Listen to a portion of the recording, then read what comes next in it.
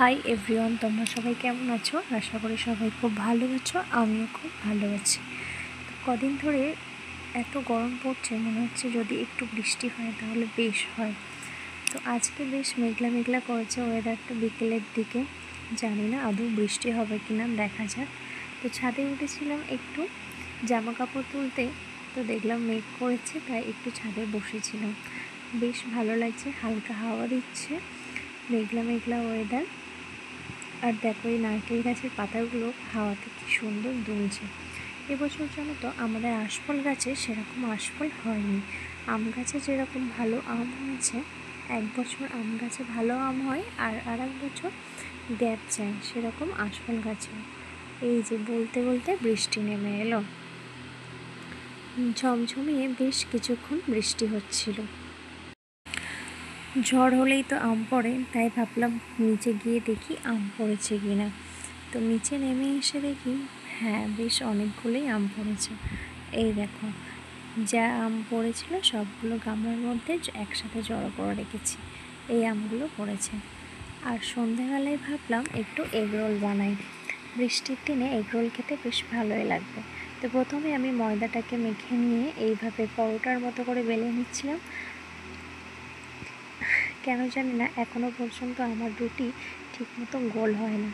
তো যাক, যা যেরকম হচ্ছে সেরকমটাই বানাবো। তো রুটিগুলো প্রথমে বেলে নিয়ে এইভাবে ভেজে নিলাম।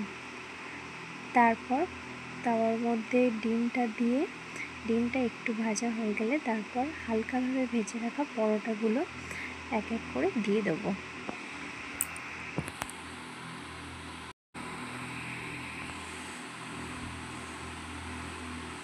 যে এইভাবে ডিম আর পরোটাটা একসাথে খুব ভালোভাবে ভেজে নেব।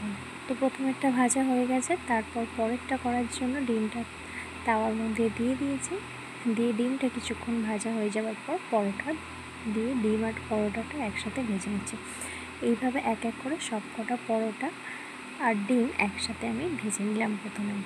তারপর একটু এগরোলে দেওয়ার জন্য একটু আলু কষা করে রেখেছিলাম। সাধারণত এগরোলে অনেকেই আলু কষা দেয় না, কিন্তু আমার যেহেতু এইভাবে খেতে ভালো লাগে, তো সেই জন্য আমি আলাদাভাবে বাড়িতে একটু আলু কষা দিয়েছি, একটু ঝাল দিয়েছি, যেহেতু আমরা ঝালটা একটু পছন্দ করি।